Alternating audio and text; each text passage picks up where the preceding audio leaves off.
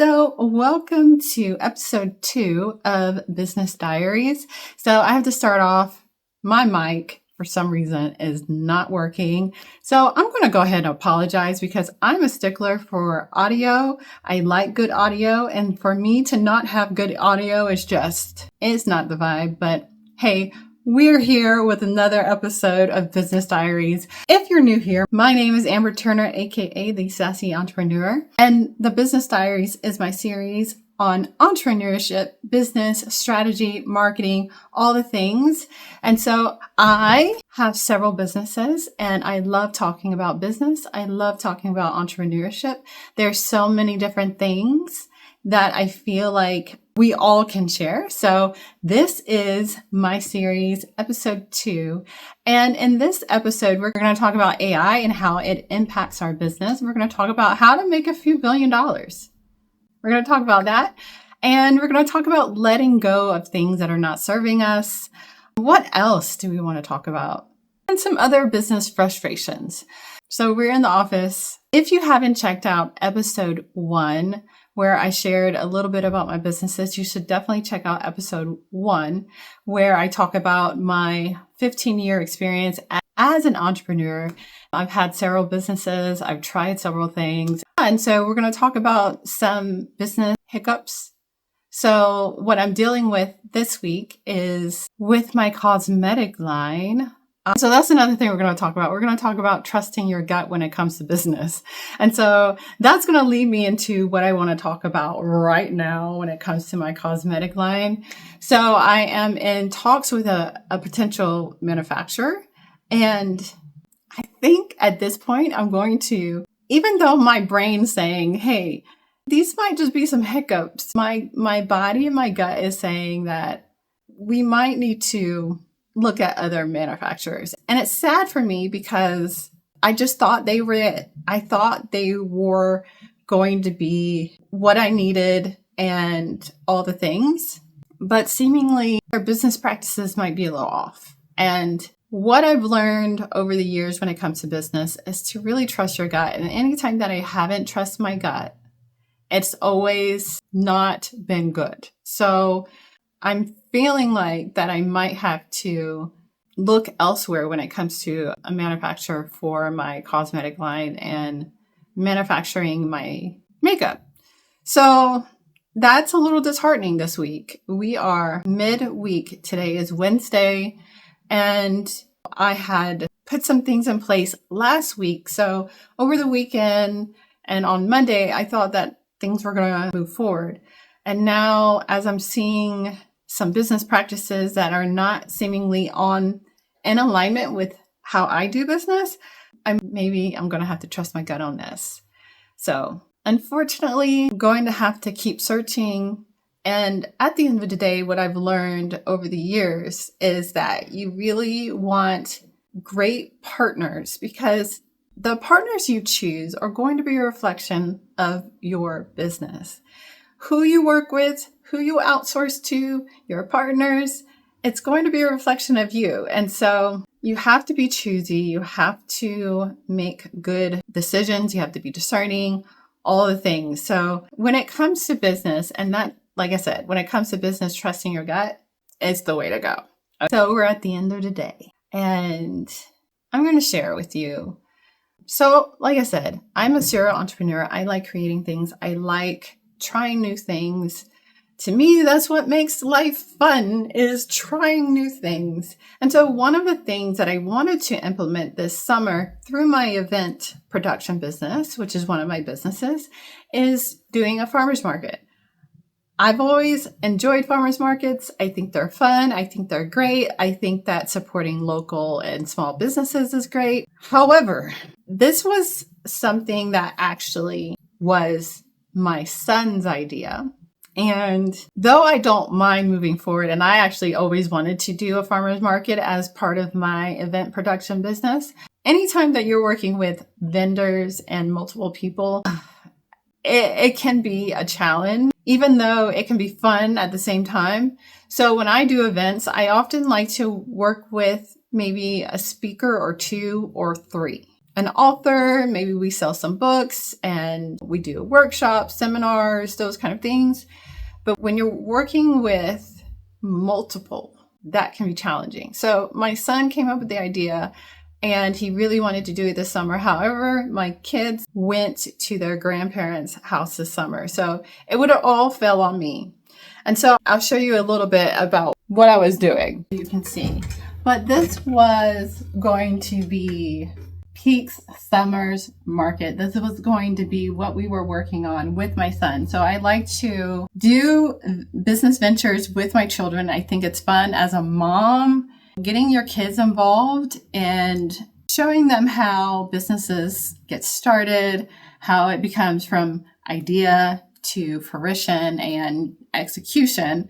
I always think that it's just a good learning lesson. So this was going to be something, this was going to be a project that me and my son were going to work on. I have all of it planned out. We have the marketing. We're going to do coupons, flyers, signage, Facebook ads, because I feel like Facebook ads would have been really great for a farmer's market. Instagram is good too. I think Instagram is good for farmer's market, but typically I feel like more of, it's not really an older crowd, because an older crowd, how we were going to promote it, Eventbrite, community calendars, we're going to get sponsors and cross promotion. We're going to work on cross promotion and working with local influencers. We want to do that as well. Like I said, I was going to do it with my son. This was going to be a project that we were both going to work on. And I was actually going to oversee it. And he was more going to do it. So now that he's gone, that's not something that I want to take on. So this is a project that I'm going to have to let go of. Maybe put it on the back burner for next summer. But I had already did the Facebook page. I had already did the Instagram page. I'm not sure. Maybe I got the domain, but I'm not sure if I got the website.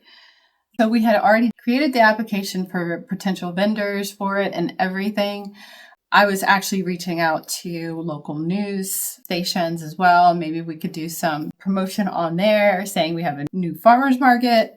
But like I said, that's not something that I want to take on by myself, one. And I kind of want to work on my cosmetic line and really put the energy into that.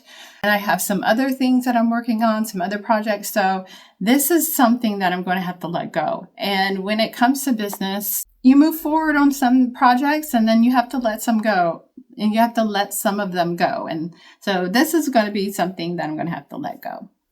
Let me move some of these things out the way. For some reason, my camera is not working and the mic's not working. But let's talk about how to make a few $1 billion. How to make, it's probably backwards because I can see myself, but how to make a few $1 billion. So I wanted to share this book. And one of the things I want to share in this book is talking about AI. Now, this is a really great book, especially the first chapter, because it's talking about mindset, and you got to have a good mindset when it comes to business and projects and all the things. So this book is by Brad Jacobs, and the cover is coming off. But one of the things that I did want to share, and I think I shared in episode 1, is episode 1 about AI and getting ahead of AI. And one of the things he actually talks about in this book is AI. And I thought I would share a few things and how he is getting ahead of things as well. And so it's not only about how can AI help our businesses, but if you're into investing, so it's not just about investing in AI, but what not to invest in, because how AI is going to shift industries, it's super important, because you can invest in certain things, but AI can really disrupt it. And so that's not going to be good for your investment. So investing in AI, but also what not to invest in because of AI. So I did want to share this. He says, I've decided against investing in some financial services firms for similar reasons. AI could make them less profitable. He also goes to say, I don't think we'll need a human insurance broker in 10 years. Also, at some point in the not too distant future, I can see AI replacing much, if not most, of what paralegals and even lawyers do. Many jobs in journalism, advertising, and other communications are likely to become obsolete. And ironically, AI also puts tech jobs at risk, including coding. So I know a lot of people, when it comes to business, want to invest in tech. We have to be careful about what we invest in. So, like I said, AI can really help solo entrepreneurs, entrepreneurship, agentic, I think I'm saying it right, agentic AI are basic digital workers. And so implementing it and including it in your small business, your projects is so powerful. But like I said, you also have to consider how it's going to shift certain markets. So what you invest in, as well as your own business. If you're a tech entrepreneur, how is that going to change your business? If you're an accountant, a lot of accountants are their own businesses. If you're a lawyer, how is AI going to change how you do business? So, did want to share that. Great book, by the way. And really enjoyed the first chapter. In the first chapter, he talks about, what does he call it? How to rearrange your brain, which I thought was very fascinating. He shares some of his, what are they? Imagination, creativity type exercises that he goes through. I think one he was talking about, now don't quote me on this, I'm sure it was from this book, but he was riding on a rocket ship, which I thought was kind of interesting because even when it comes to creativity, I meditate all the time, and a lot of my ideas when it comes to business come to me in meditation. And I like to go out into space. So if I have a question about a thing that I'm doing in business, or I'm open to new ideas, new projects, I go into space. And seemingly I'm not the only, because I thought I was a little weird, but seemingly I'm not the only one. And some of his exercises in the book are quite fascinating. So I did want to share that.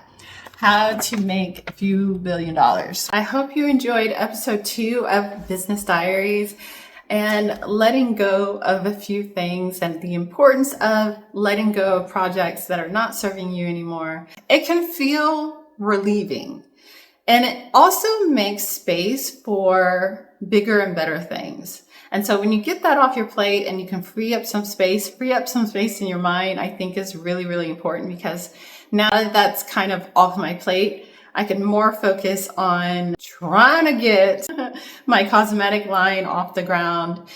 I'm going to have to do some more research, but that's another thing that I've learned over the years is that do your due diligence, do it, and do your research, because that's ultimately going to be a reflection of your business. And so doing really deep research on your partners, your manufacturers, and all the things is really important. Also, AI. How is AI going to impact your business? If you're a small business, if you're a solo entrepreneur, whatever it is, how can AI either help and assist your business or really impact what you invest in as well? What businesses you go into, all the things. So I think that there are several books on AI, and I would definitely recommend reading up on AI to be well versed in what is going on. This industry really is going to impact many people, and it is growing at a really extremely fast pace. So get ahead of it. Get ahead of this thing, and maybe there's some room in that industry for you. Who knows? So anyways, you guys, that's all for episode 2. And the next episode, I think we're going to talk about words and speaking things into existence and how we look at ourselves as a business. Now, I said in this episode a few times, small businesses. I actually hate saying that word. I hate referring to myself and other people as a small business, because that is, when it comes to mindset, keeping you in this paradigm of small. And I'm just not a big fan of referring to myself as a small business. It sounds noble. We often use that. It sounds noble. I'm just a small business. But do you want to be small? If so, then sure, refer to yourself as a small business. But I like the idea of an exit. I like the idea of big. I like big impact. I like those kind of things. So I personally do not refer to myself as small. The words we use, how we see ourselves as a business really matters. It goes into how we grow. It goes into what prices we charge, who we work with, what kind of clients we get and obtain. All the things. And so how you look at yourself as a business, because it's the same as our identity, matters. So we might talk about that in episode 3. Anyways, you guys, I hope you enjoyed. If you like talking about business, if you like entrepreneurship, if you like creativity, I invite you to subscribe to my channel, and I will check you in the next video. Peace.